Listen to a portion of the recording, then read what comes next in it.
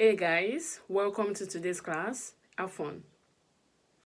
Good afternoon and welcome to today's class. For the past 2 weeks, we've been talking about development of major political parties in Nigeria. And if you all can remember, we started off with the first political party that was formed in Nigeria in the year 1923 after Hoof Clifford, the then Nigerian colonial master, through his constitution gave the rights to elective principle, which gave rights to the formation of political parties and the right to vote and be voted for into the colonial government. So, having covered everything relating to development of major political parties in Nigeria, we'll move further, to discuss about military rule in Nigeria. Like I told you about last week, that we will be talking about military rule in Nigeria this week. Last week we covered the years 1979 down to 1999, because of the end of the first republic in 1966 when the military government came to power. So having covered all about foundation of major political parties or development of major political parties in Nigeria over the years between 1979 down to 1999, let's move on and see the impact of military rule or military governments or military governance in Nigeria since 1966 down to 1999 when we had the last and hopefully the very last military government in Nigeria. So since 1999 we've been in the Fourth Republic and practicing civilian rule democracy. So today our class will be divided into five different sections so that we'll be able to cover a lot, prepare you for exams, and get your mindset ready for your exam, and also try to cover a lot of topics because military rule in Nigeria it's also vast, like development of major political parties in Nigeria. So my duty now is to break it down because it's have to do with a lot of history, dates, names, different individuals, different governors, different policies, different approach. So my job now will be to break it down for you and make it lighter for you to understand and get yourself ready for your exams. So like I said earlier, I broke down this topic into five parts which we are going to be discussing. So first of all, we really need to know what military rule is, how they come into power. You always remember that military governments are not elected by the people, so no form of democracy in military governance. And again, they come to power with force and guns, so they are mostly dictators. Except Ibrahim Babangida, who tried to coin the adage of a military president, who wanted to give democracy to his rank, but at the end of the day, he's a military personnel.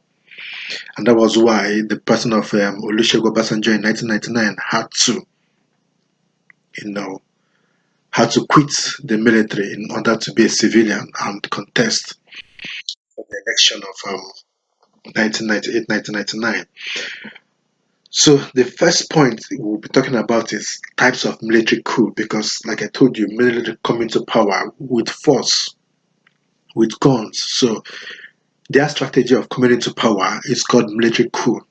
So that is, when the military take over power, that action, that motive, whatever means they use, has a coinage. So it's called coup, and we'll be discussing the four types of coup we have in the military. We'll also be talking about military coup in Nigeria, with focus on basically the successful military coups, because we have different military coup in Nigeria. So our focus today is going to be on the successful military coups. And we'll talk about why will you say a coup is successful, in as much as it's not a good thing that happened to a country or a civilian country. It's because there are those who undertook the act of overthrowing a government but failed. So we are not going to focus on those who failed to overthrow a government. Rather, we'll focus on those who made a successful attempt to overthrow either a civilian government or a military government. So our focus today definitely is going to be on successful military coup. That will be the second point we'll be talking about. Then going further, we'll also talk about military heads of states and governors in Nigeria. So when we have successful military coups, after talking about it, then we'll talk about those who headed the government, federal military government of Nigeria. So we are going to concentrate on, military heads of states in Nigeria during this time in focus. So remember, the first military coup was January 15th, 1966. So from January 15th, 1966, down to 1979, when the second civilian or republican governments came into power, and then we go down, to 1983, when the civilian governments lost their grip on governance. Going further, we also discuss military governments and their achievements, definitely, in as much as we don't want military governments in our time. We'll also be looking at their achievements. What have they made? Some students will like, why don't we talk about the disadvantage or what negative impacts they've made? I always tell them that it's always good to focus on the merits of military rule and see if we can maintain some standards or emulate some of the things that they've done to maintain unity, security in the country. Then finally, we'll be looking at Nigeria under military rule. What is life, or how was life? How was the economy? How was social activities? How was religious gatherings? These are the things we're going to look at in the final part of our class today. So have in mind today, we are going to cover the years 1966 to 1999 with a big break in 1979, and we can always involve 1992, 1993, when we had the third short-lived Third Republic. But our main focus today will be basically on military rule, military coup in Nigeria between the years 1966 to 1999. So, starting with the first key point, is types of military coup. By definition, coup is, when we have. So, we'll be talking about coup right now. What is coup? When there is violent attempt, whether or unsuccessful or violent or non-violent attempt to overthrow a government, we call it coup.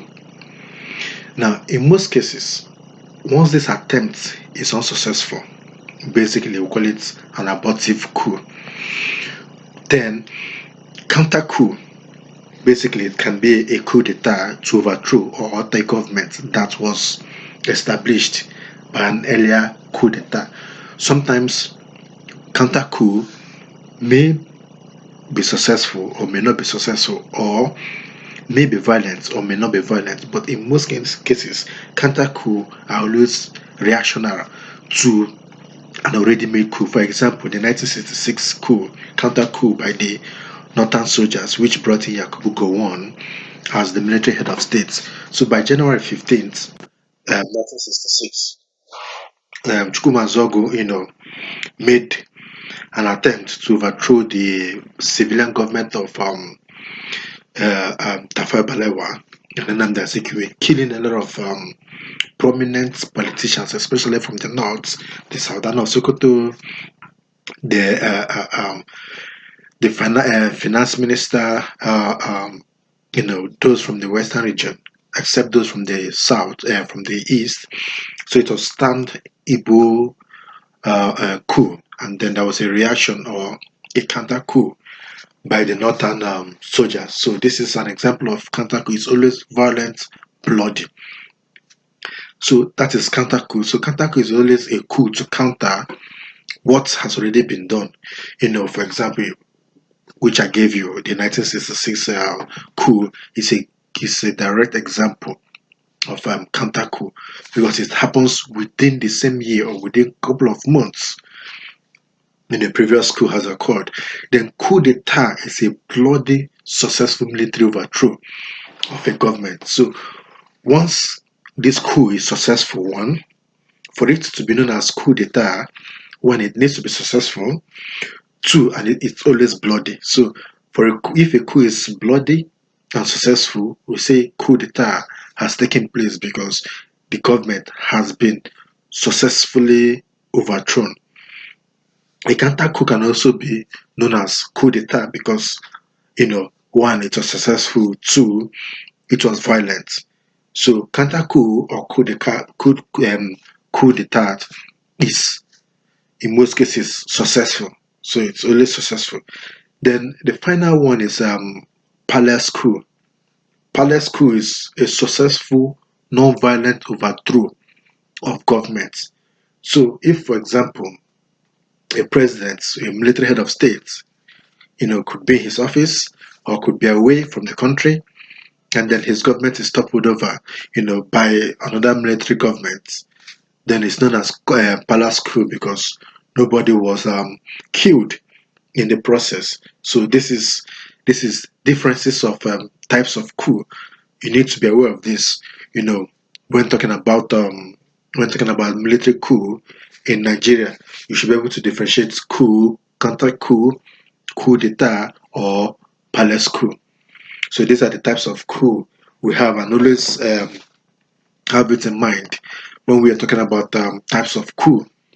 And as we go on with our class, when we start talking about military coups in Nigeria, we'll be able to see where each types of coup falls in when we start talking about military coups in Nigeria. So you need to pay very attention. I will always highlight these key points when discussing with you. So you need to pay very good attention because as the class goes on now, you will see where every types of coup falls in during our discussion.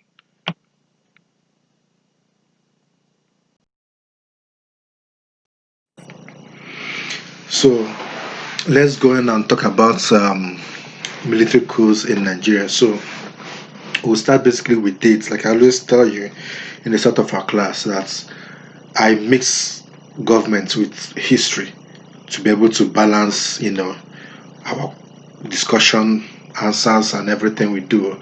Because when you mix a bit of history and government, it gives clarification.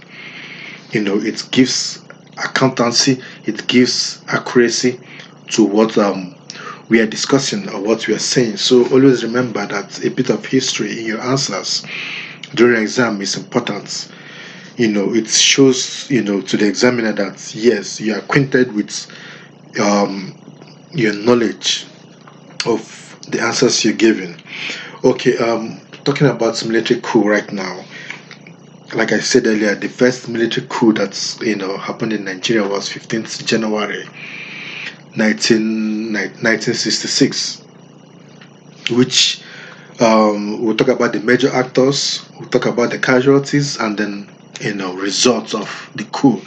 These three factors are very important when discussing military coup, successful military coup in Nigeria, because with the casualties, with the major actors, and then with the result of the coup, we'll be able to say, okay, yeah, just like the 15 January 1966 coup could say, yes, it was the East against the North, or the Igbos against the Northerners, just like it was acclaimed as well as the July 1966 counter coup.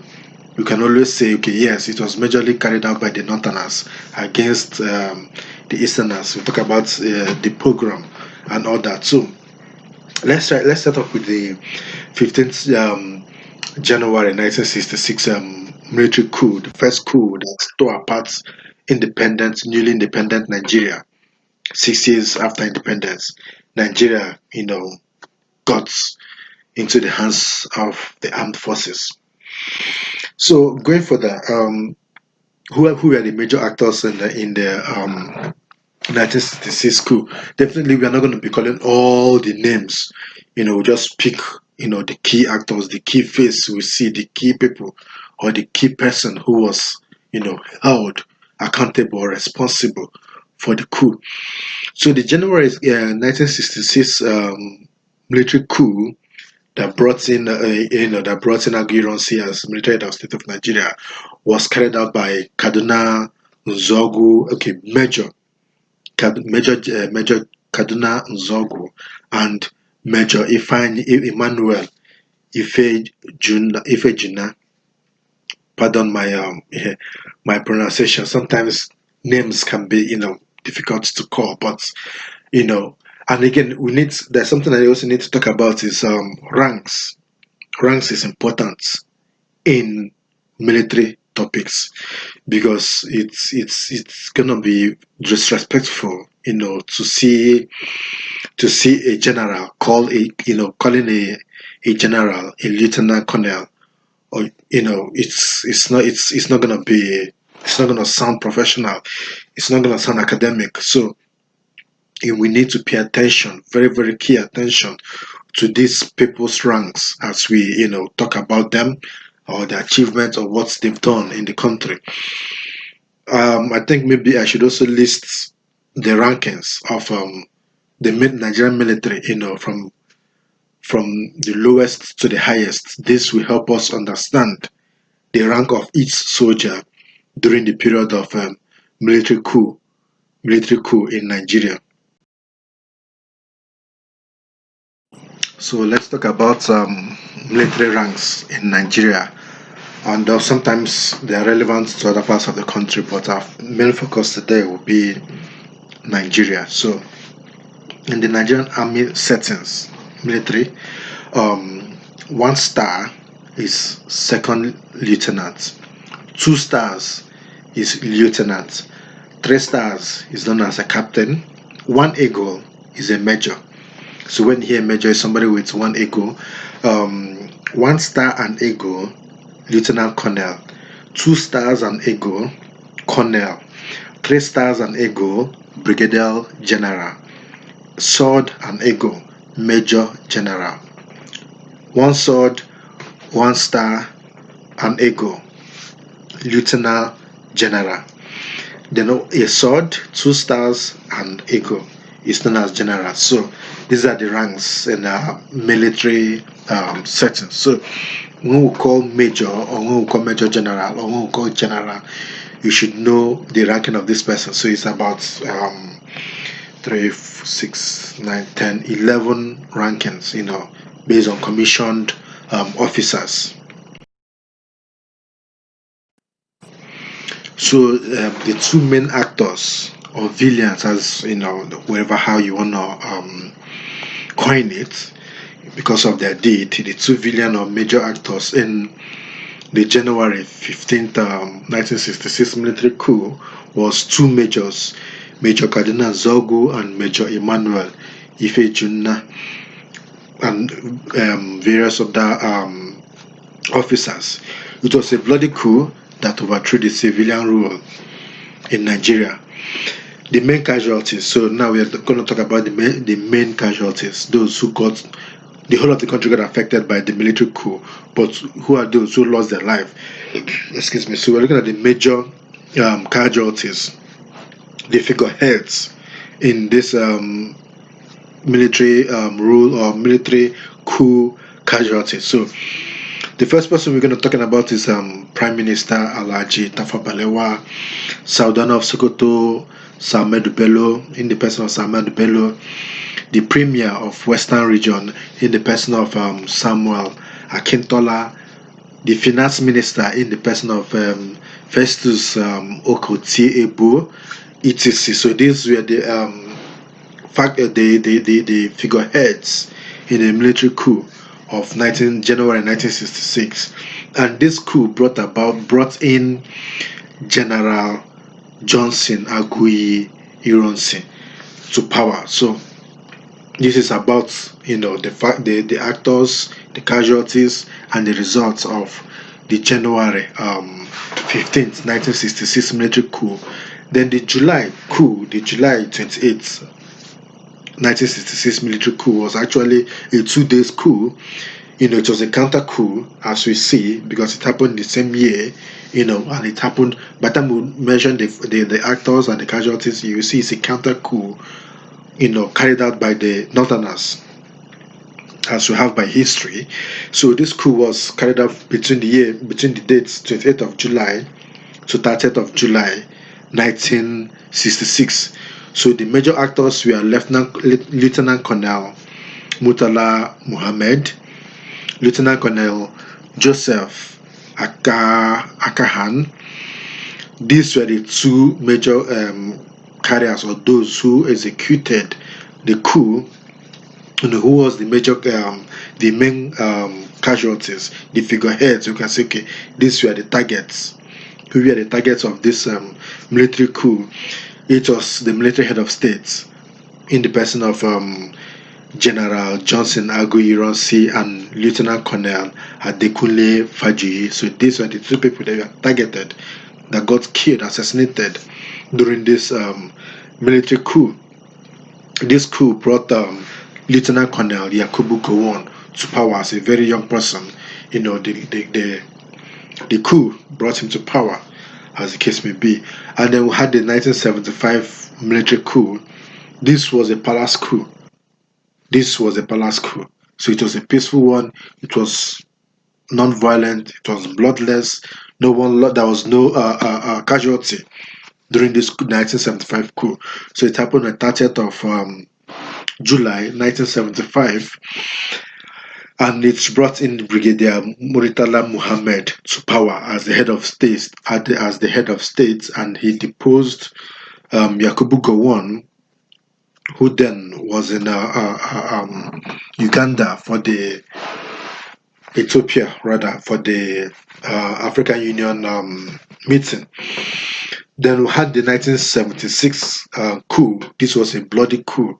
It was a bloody coup that led to the death of Muritala Muhammad. He was assassinated, in the process of this coup. He was assassinated. So it happened in 1976, and it led to the death of Muritala Muhammad, and it led to the coming in of Lieutenant Olusegun Obasanjo as the military head of state. So if you see, Muritala Muhammad was a brigadier, while Obasanjo was a lieutenant during this coup. Then we had the 1983 coup. This coup, like the 1966 coup, brought an end to a civilian government. Happened on 31st of December 1985. The major actor, General Ibrahim Babangida, the major actors rather, General Ibrahim Babangida, General Muhammadu Buhari, the current civilian president of Nigeria, Brigadier Ibrahim Bako, Sani Abacha, and Tunde Idegbo. And Major General Buhari was appointed as military head of state after this coup.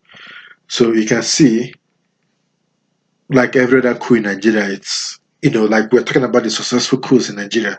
This brought about different heads of states, and we will be discussing these various heads of states during their time, or what they've done or what they did while in power to help Nigerians, or Nigeria as a country. But significantly, the military coup or military heads of states major aim was to unite the country, to keep the country as one. So let's always have this in mind, the unity and strength of the country, as well as having Africa as, the centerpiece of her foreign policy.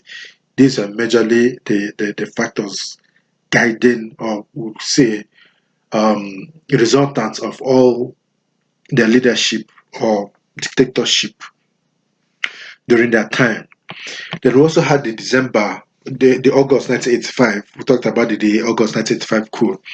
This was another palace coup in Nigeria, bloodless coup as the case may be. And it led to the change of government, basically, change of government, because no guns were shot, lives were lost. So it's a palace coup.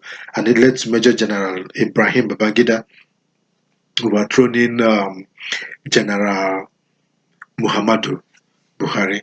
That was in August 1985. And then by December 1985, there was we had another coup. Though this wasn't executed, the coup was, where over 100 military coup plotters were arrested and executed for attempting, it was an attempt or a plan or a plot to overthrow Babangida's government. This coup was allegedly led by Major General Maman Jia Vatsa. So it's popularly known as the Vatsa coup of December 1985. So the coup wasn't carried out. It was it was planned, but it wasn't executed. So we don't not usually count it in, but it's a major event in the country because of the execution carried out, whereby 100 military coup plotters were executed, arrested and executed by the then military head of state of Ibrahim Badamasi Babangida, who was the military head of state then. Then we had the 1990 coup of Major Gideon Oka, staged a violent and failed attempt to overthrow General Babangida. So twice, General Babangida was, targeted to be overthrown, but he successfully repelled all these military coup or military attempts targeted against him or his government. And by 1993, the pressure was high on him to, hand over power, in as much as he has promised over the years that he was going to hand over power to civilian government, which led to the election of the annulled election result of 1993, in which Abiola won, but was annulled by the Babangida military government, in as much as he called himself the military president. He annulled the election, which led to Shonekan being Chief Ernest Shonekan being the interim government, to lead Nigeria back to civilian rule before the 1993 coup. This was another palace coup in the history of the Nigerian military coup. It was led by General Sani Abacha, which overthrew the interim president or presidency of Chief Ernest Shonekan, 17 September 1993. So Sani Abacha was the only military head of state whose government wasn't changed through military coup. So he died in power. So he was in power till his death on 8th of June 1998. He was succeeded by Chief of Defense Staff, Major General Abdusalami Abubakar. And Abdusalam Abubakar, he was the one who handed over power to the civilian government of Chief Olusegun Obasanjo on the 29th of May 1999. So now I'm gonna give you a list of military heads of states, and then when I give you the list of military heads of states, then we can now take them one after the other, discuss a bit about them in power. So this will give us clean-cut idea of military rule in Nigeria. So the first military head of state we had in Nigeria was Major General Johnson Aguiyi-Ironsi, who came into power 16th January 1966, and was assassinated by 29th July 1966.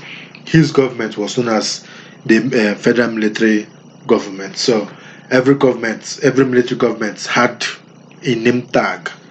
So basically, majority of them were federal military governments. Some were a supreme military council. Some were also armed forces ruling council. So as I give you the list of these military heads of states, you'll be able to see the type of governments they had. And then when we start to discuss them one after the other, then you understand the functions of this government or how they run their governance. So, and also, I also want to remind us that we are looking at the federal structure of governance. So we're not looking at the state level, because definitely we all know that states began to be created by Yakubu Gowon right before which led to the Nigerian Civil War. So 12 states were created by Yakubu Gowon, and then subsequently 9 states and other states were created too. We had our 30 states and federal capital, Abuja. So we are looking at the federal structure of governance, not state level. So when we mention names, or when we talk about governance, we are not looking at the local or state level, we're looking at the federal level, basically. So by 29th July 1966, the military head of states, or the military government of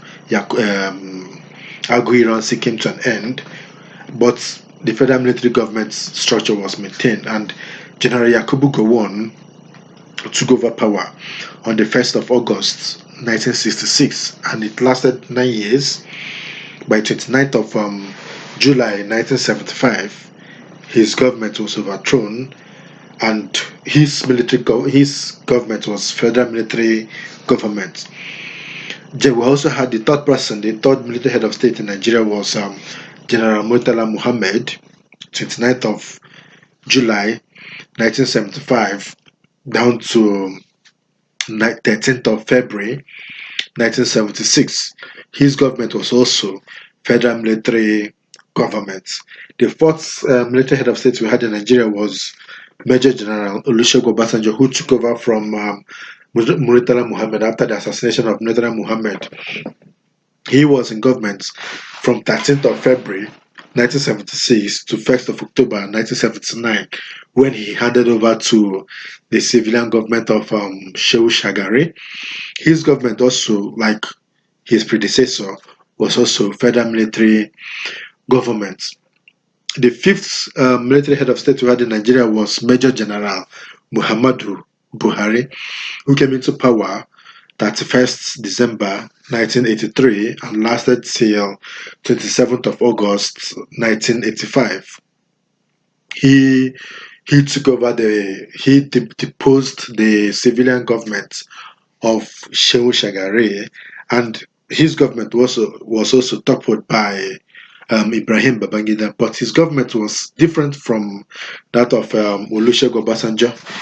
He instituted the Supreme Military Council.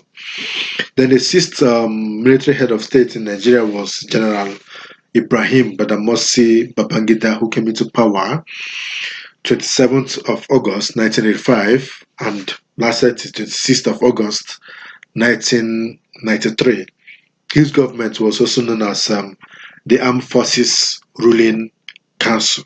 Armed Forces Ruling Council. While that of Major General Muhammadu Buhari was Supreme Military Council. While that of Ibrahim Babangida was Armed Forces Ruling Council. So after Ibrahim Babangida, IBB, as popularly known, we had the seventh military head of state, General Sani Abacha. He came into power 17th of November 1993 after ousting the interim presidency of Ernest Shonekan. So by the 17th November 1998, he was in power till his death on the 8th of June 1998. His government was the Provisional Ruling Council.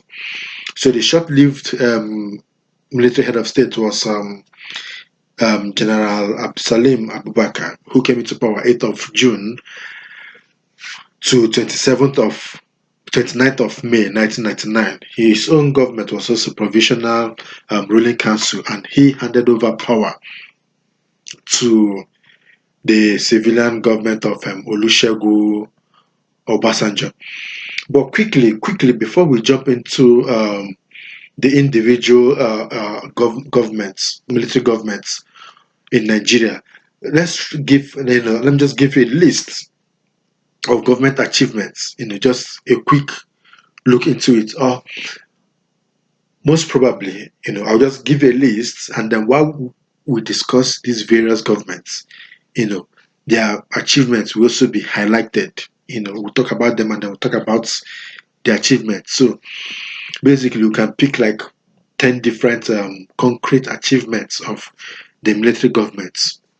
This achievement covers all, right from 1966 to 1999. So it's not specific to one government or specific to an individual. So it's just an accumulation of achievements of all military rule in Nigeria. So we had the creation of states, the creation of National Youth Service Corps in 1973, creation of National Sports Festival, creation of National Festival for Arts and Culture, popularly known as FESTAC. Then have the Nigerian integration, the creation of the quota system and the federal character, introduction of Naira and Kubo monetary system in 1973. The military government was also pivotal in the formation of ECOWAS, introduction of the executive president. Basically, that one was done by Olusegun Obasanjo. We had the parliamentary system of government during the First Republic, but Obasanjo's regime brought in the executive president. That was how we had the president and the vice president during the Second Republic. Africa was the centerpiece of Nigeria's foreign policy during the military rule. Operation Feed the Nation of 1976, basically by Buhari, and then the creation of local government reform of 1976. So basically, these were like 10, 11 major achievements we can attach to military rule, or what we gain from military rule in Nigeria. I hope the class was interesting. If you have questions, please drop them in the comment section or send us an email. We will love to help you further. See you in the next class.